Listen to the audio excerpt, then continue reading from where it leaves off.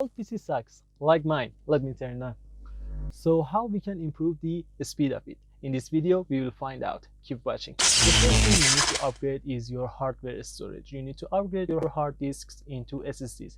As you can see, it is a normal 2.5 millimeter hard disk which is available on all of the old laptops, and the RPM, or I can say the round per minute of them, is 5400. The whole mechanic system of them is like a disk. It will be a spin, and the headers it can write and read onto it. At the PCs, we will see larger hard disk than this one, and the RPM of them is 7200. But for SSDs, the whole system is different. They are not mechanical, and the speed of them is too much. Based on your needs, you can buy SSDs. They start from 120 gigabytes up to 100 terabytes. If you are a person that don't work with professional apps like, for example, Premiere Pro, and you are just working with Office apps, I mean Microsoft Office apps like Word, Excel, PowerPoint, 120 gigabytes is enough for you. You can also buy Caddy to use your SSD instead of your laptop DVD writer. It looks like killing two birds with one stone.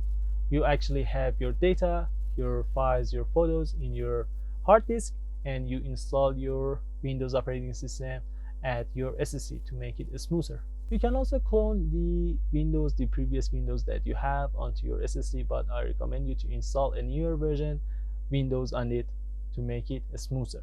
You also need to change your device CPU and GPU thermal paste. If you do this, it has two benefits for you. The first benefit is improve the health of your device hardwares. The second one is make your device smoother. The final thing you need to do is upgrade your RAM storage. We have different variety numbers of RAM storage in the whole world. We have different kind of generation, we have different kind of bus. As an example, we have DDR2 generation, DDR3 generation, DDR4 generation. You need to know you have two ways to find it out, the generation and the bus level of your RAM. The first way is after you open the laptop, you will see a sticker attached on the RAM storage, the real hardware of it, and it types it is DDR3, it is DDR4, it types all of the details. The other thing, or the other way that you can do, is install an app which is called CPU-Z or CPU ID. With that one, you can find the exact model of your RAM storage, and it is a bit easier. And if you want to know how much RAM storage your motherboard supports, you need to type your exact motherboard name on the Google to find it out. I recommend you to upgrade your RAM storage up to 16 gigabytes. Don't forget to press the like button if this content helps you.